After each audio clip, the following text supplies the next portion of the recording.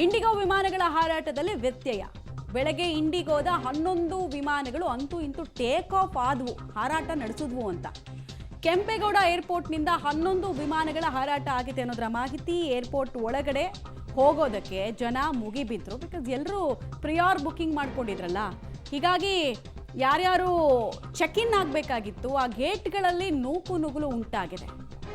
Check in ಆಗೋದಕ್ಕೆ usually 3 layer security ಇರುತ್ತೆ, ಮತ್ತು ಬ್ಯಾಗೇಜ್ಗಳನ್ನು ಕೂಡ ಕೊಡಬೇಕಾಗತ್ತೆ. ಬ್ಯಾಗೇಜ್ ವೆಯ್ಟ್ ಚೆಕ್ ಮಾಡಬೇಕಾಗತ್ತೆ. ನಿಗದಿತವಾದ 25 kg ತಂದಿದ್ದಾರಾ ಇವರು ಡೊಮೆಸ್ಟಿಕ್ ಫ್ಲೈಟ್ನಲ್ಲಿ, ಅಥವಾ ಜಾಸ್ತಿ ತಂದಿದ್ದಾರಾ, ಹ್ಯಾಂಡ್ ಬ್ಯಾಗ್ ಎಷ್ಟು ಎಲ್ಲ ನೋಡಬೇಕಾಗತ್ತೆ. ಥರೋ ಚೆಕಿಂಗ್ ಆಗಬೇಕಾಗತ್ತೆ. ಸೊ ವಿಪರೀತ ಕ್ಯೂ ಕಾಣಿಸ್ತಾ ಇದೆ. ಯಾಕಂದರೆ ಈಗಷ್ಟೇ ಟೇಕ್ ಆಫ್ ಅನ್ನೋ ಸುದ್ದಿ ಬಂತಲ್ವ, ಯಾರ್ಯಾರ್ದು ಫ್ಲೈಟ್ ಟೈಮಿಂಗ್ಸಲ್ಲಿದೆ 2 hours ಮುಂಚೆ ಯಾರ್ದು ಫ್ಲೈಟು ಚೆಕ್ ಇನ್ ಆಗಬೇಕಾಗಿದೆ ಅವರೆಲ್ಲರೂ ಕೂಡ ಮುಂದೆ ಬಂದಿರೋದು ಗೊತ್ತಾಗ್ತಾ ಇದೆ.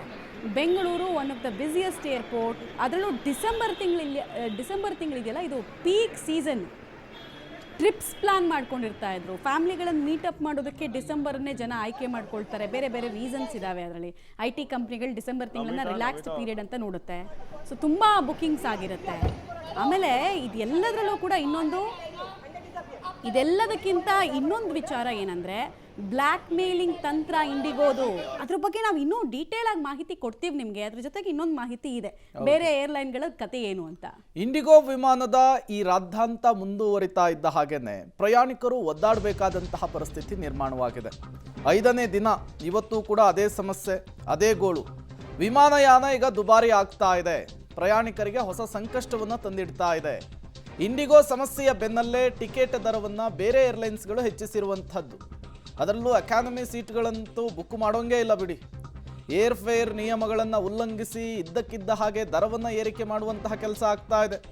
ಟಿಕೆಟ್ ಬೆಲೆಯಲ್ಲಿ 10ಕ್ಕೂ ಹೆಚ್ಚು ಪಟ್ಟು, ಶೇಕಡ 10ಕ್ಕೂ ಹೆಚ್ಚು ಪಟ್ಟು ದುಬಾರಿ ಆಗ್ತಾ ಇದೆ ಅನ್ನೋದು ಗೊತ್ತಾಗ್ತಾ ಇದೆ. ಮಧ್ಯಮ ವರ್ಗದವರಿಗಂತೂ ಈಗ ಈ ಪರಿಸ್ಥಿತಿ ಒಂದು ರೀತಿ ಬಿಸಿ ತುಪ್ಪವಾಗಿ ಪರಿಣಮಿಸಿದೆ. ನುಂಗೋದಕ್ಕಾಗ್ತಿಲ್ಲ, ಆ ಕಡೆ ಉಗುಳೋದಕ್ಕೂ ಕೂಡ ಆಗ್ತಾ ಇಲ್ಲ. ಒಂದು ಕಡೆ ಸಂಕಷ್ಟದಲ್ಲಿ ಸಿಲುಕಿಕೊಂಡಿದ್ದಾರೆ. ಅಂದುಕೊಂಡಂತಹ ಜಾಗಕ್ಕೆ ಹೋಗಬೇಕಿದೆ.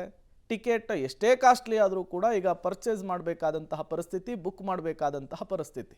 ಒಂದು ಕಡೆ ನೀವು ಜನಜಂಗುಳಿಯನ್ನು ಗಮನಿಸ್ತಾ ಇದ್ದೀರಿ, ಮತ್ತೊಂದು ಕಡೆ ಟಿಕೆಟ್ ದರ ಹೇಗೆ ದುಬಾರಿ ಆಗಿದೆ ಅನ್ನೋದನ್ನು ಕೂಡ ಗಮನಿಸ್ತಾ ಇದ್ದೀರಿ. ಸೊ ಈ ಏರ್ಪೋರ್ಟ್ನಲ್ಲಿ, ಅದರಲ್ಲೂ ಏರ್ಪ್ಲೇನ್ಸಲ್ಲಿ ಎಕನಾಮಿಕ್ ಟಿಕೆಟ್ ಫೇರ್ ಅಂತಂದರೆ ಇದೇ ಕಡಿಮೆ ಇರೋದು. ಬಟ್ ಕಡಿಮೆ ಇರೋದ್ರ ರೇಟ್ ನೋಡ್ರಿ.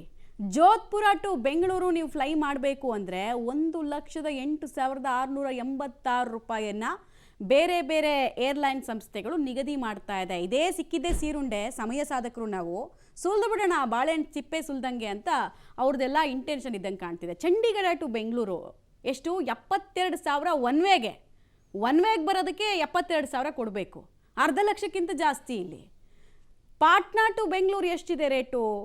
68,404. ಇದು ಇಂಟರ್ ಸ್ಟೇಟ್ಗಳ ಡೀಟೇಲ್ಸನ್ನು ನಾವು ಕೊಡ್ತಾ ಇರೋದು.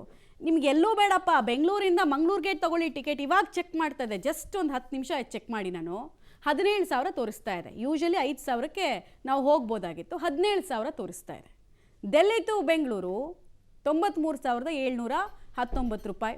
ಯೂಶಲಿ 6,000, ಮ್ಯಾಕ್ಸಿಮಮ್ 6ರಿಂದ 7,000 ಡೆಲ್ಲಿ ಟು ಬೆಂಗಳೂರು. 93,000. ಏನು ಅಂತರ ಏನಿದು? 10x 11x ಆ ಥರ ಮಲ್ಟಿಪ್ಲಿಕೇಶನ್ ನಾವು ಮಾಡೋದೇ ಕಷ್ಟ. ಇಲ್ಲಿ ಬೆಂಗಳೂರು ಟು ಡೆಲ್ಲಿ 33,838 ರೂಪಾಯಿ ಟಿಕೆಟ್ ದರವನ್ನು ನಿಗದಿ ಮಾಡಿದ್ದಾರೆ. ಇದು ಎಕನಾಮಿಕ್ ಪ್ರೈಸು. ನೀವು ಏರೋಪ್ಲೇನಲ್ಲಿ ಹೇಗಿರುತ್ತೆ ಅಂದರೆ, ಎಕನಾಮಿಕ್ ಟಿಕೆಟ್ ದರ, ಪ್ರೀಮಿಯಂ ಎಕನಾಮಿಕ್ ಟಿಕೆಟ್ ದರ, ಬಿಸ್ನೆಸ್ ಕ್ಲಾಸು 3 ಇರುತ್ತೆ. ಕಡಿಮೆನೇ ಎಷ್ಟು ಅಂತ ನಾವು ಹೇಳ್ತಿರೋದು. ಬಿಸ್ನೆಸ್ ಕ್ಲಾಸ್ ಬಗ್ಗೆ ನಾನು ಮಾತಾಡೋಕ್ಕೆ ಹೋಗಲ್ಲ ಬಿಡಿ. ಬೆಂಗಳೂರು ಟು ಮುಂಬೈ 25,590 ರೂಪಾಯಿ. ಮುಂಬೈ ಡೆಲ್ಲಿ ಎಲ್ಲ ಇದೆಯಲ್ಲ, ಇವೆಲ್ಲ just 1 or 2 hour fly distance ಅಷ್ಟೇ. ಡೆಲ್ಲಿ ಟು ಪುಣೆ, ಅಲ್ಲೇ ಅಕ್ಕಪಕ್ಕದಲ್ಲಿರುವಂತಹ ರಾಜ್ಯಗಳಲ್ಲೇ 80,000 ಕೊಟ್ಟು ಹೋಗಬೇಕು. 80,000 ಸುಲಿಗೆ ಅಲ್ಲದೆ ಏನಿದು, ಹಗಲು ದರೋಡೆ ಅಲ್ಲದೆ ಏನಿದು? ಇದನ್ನ ಅಟ್ಲೀಸ್ಟ್ ಕಡಿವಾಣ ಹಾಕ್ಬೋದಾಗಿತ್ತು ಕೇಂದ್ರ ಸರ್ಕಾರ. ಬಟ್ ಕೇಂದ್ರ ಸರ್ಕಾರ ಯಾಕೋ ತುಂಬ ಕಂಫರ್ಟಬಲ್ ಆಗಿ ಮೌನಕ್ಷರನಾಗಿ ಎಲ್ಲ ನೋಡ್ತಾ ಇದೆ. ಸುಲಿಗೆ ಮಾಡೋದನ್ನು ನಿಲ್ಲಿಸ್ತಾ ಇಲ್ಲ, ಇಂಡಿಗೋ ಬುದ್ಧಿನೂ ಕಲಿಸ್ತಾ ಇಲ್ಲ. ಡೀಟೇಲ್ಸ್ ಕೊಡ್ತಾರೆ ಮುದ್ದುಕೃಷ್ಣ. ಇಂಟರ್ ಸ್ಟೇಟ್ ಬಿಡಿ, ಈ ನಮ್ಮ ರಾಜ್ಯದಲ್ಲೇ ಬೆಂಗಳೂರಿಂದ ಮಂಗಳೂರಿಗೆ ಟಿಕೆಟ್ ರೇಟ್ ನೋಡಿದ್ರೆ ತಲೆ ತಿರುಗುತ್ತೆ. 17,000 18,000 ಸಾಮಾನ್ಯ ದಿನಗಳಲ್ಲಿ 5-6 ಸಾವಿರದಲ್ಲಿ ನಮ್ಮದು ಒನ್ ವೇ ಟಿಕೆಟ್ ಜರ್ನಿ ಮುಗಿದೋಗೋದು. ಸೊ ಸುಲಿಗೆ ಮಾಡ್ತಾ ಇದ್ದಾರೆ. ಸುಲಿಗೆ ಮಾಡ್ತಾ ಇರೋದನ್ನ ನೋಡ್ತಾ ಇದ್ರು. DGC ಏನು ಮಾಡ್ತಾ ಇಲ್ಲ.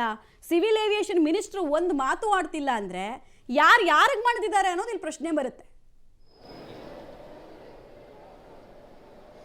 ಖಂಡಿತ ಮಮತಾ, ನಿಜವಾಗ್ಲೂ ಕೂಡ ಒಂದು ಮಾತಿದೆ. ನಾವು ಇನ್ ಕೇಸ್ ನಮ್ಮ ಕರ್ನಾಟಕ ಬಂದು ಯಾವುದಾದ್ರೂ ಬಂದ್ ಆದಂಥ ಸಂದರ್ಭದಲ್ಲಿ ಅದೇ ಪರಿಸ್ಥಿತಿಯನ್ನು ಬಂಡವಾಳ ಮಾಡ್ಕೊಂಡಂಥ ಕೆಲವು ಟ್ಯಾಕ್ಸಿಯವರು, ಕೆಲವು ಆಟೋ ಚಾಲಕರು ದುಪ್ಪಟ್ಟು ದರಗಳನ್ನು ವಸೂಲಿ ಮಾಡ್ತಾರಲ್ಲ, ಆ ಅವಕಾಶವನ್ನು ಬಳಸ್ಕೊಂಡು ಅದೇ ರೀತಿಯ ಅವಕಾಶಗಳನ್ನು ಇವತ್ತು ಏರ್ಲೈನ್ಸ್ ಸಂಸ್ಥೆಯವರು ಮಾಡ್ತಾ ಇರುವಂಥದ್ದು.